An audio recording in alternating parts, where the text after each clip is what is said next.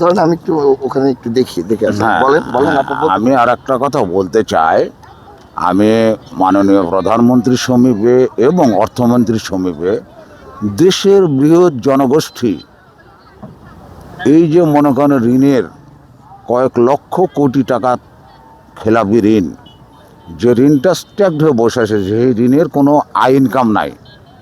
আমি মনে করি দেশের ব্যাংকিং জগৎকে পুনরুদ্ধার করে সচল করতে হলে একটা ঋণের নির্দিষ্ট সীমা ধরে, ধরেন 1 কোটি বা 2 কোটি এরকম সীমা ধরে একটা সার্কুলারে সে ঋণের সুদের 25%, যেমন বিগত সরকারের সময় আমাদের শ্রদ্ধেয় মরহুমা বেগম খালেদা জিয়া 10% ইন্টারেস্ট সহ লোনের টাকা 1 বছরের মধ্যে জমা দিতে বলেছিল। তাতে অর্থনৈতিক সচলতা আসবে।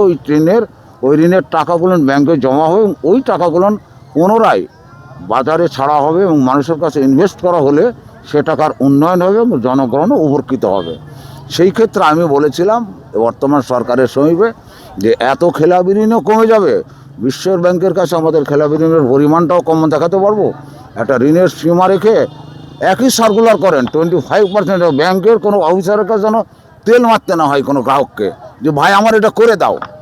এটা একেবারে এক সার্কুলারই হবে এবং জনসমক্ষে প্রচার হবে যে টোটাল ঋণ 25% ইন্টারেস্ট দিয়ে 1 বছরের মধ্যে কিস্তি করে ঋণগুলো পরিশোধ করতে হবে। তাহলে ঋণগুলো ব্যাংকে জমা হবে এবং সেই ঋণগুলো পুনরায় ব্যাংক থেকে নন পারফর্মিং অ্যাসেট থেকে বেরিয়ে পারফর্মিং অ্যাসেটে রূপান্তরিত হবে। অর্থাৎ মন্দ ঋণ থেকে বেরিয়ে এসে আয় খাতে যাবে এবং ঋণটা সমাজে ডেভেলপমেন্টের জন্য কাজ ফাংশন দেবে। এই কথা তো কেউ শোনেন। এই কথা এর আগে আমি এই কথাগুলো অনেকবার বলেছি।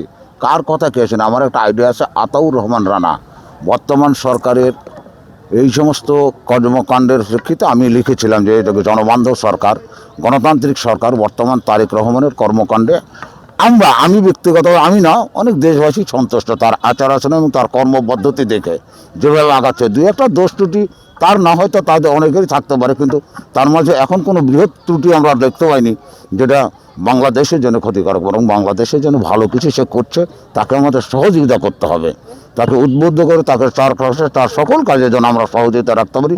দেশটা শুধু তার একার না, আমাদের সকল ক্ষুদ্র ক্ষুদ্র জনগণের। আমি অনেক নেতাকেও বলেছিলাম ক্ষুদ্র ক্ষুদ্র বাণী কলাই কিন্তু সাহারা মরুভূমির সৃষ্টি।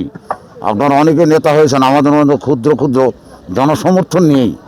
অতএব মানুষের কল্যাণে, দেশের কল্যাণে এগিয়ে যেতে